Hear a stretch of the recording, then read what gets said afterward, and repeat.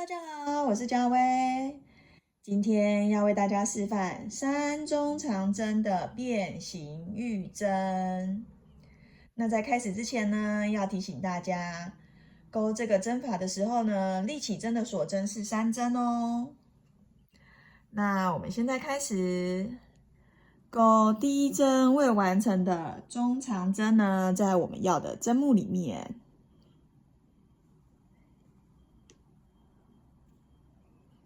然后钩第二针未完成的中长针，在相同的针目里面咯。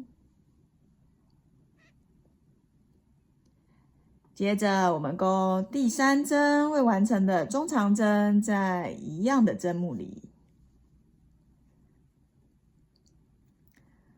那到目前为止呢，我们的针上呢就会有7圈未完成的线圈咯。1、2、3、4、5、6、7。那我们引拔前6个线圈。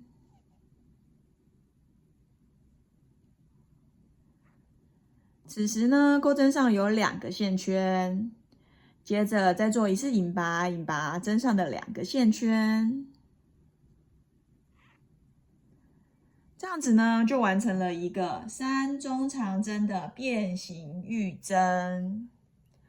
如果你也喜欢我的示范分享的话，欢迎点赞、订阅、分享，不要忘了开启小铃铛哦。我们下次见，拜拜。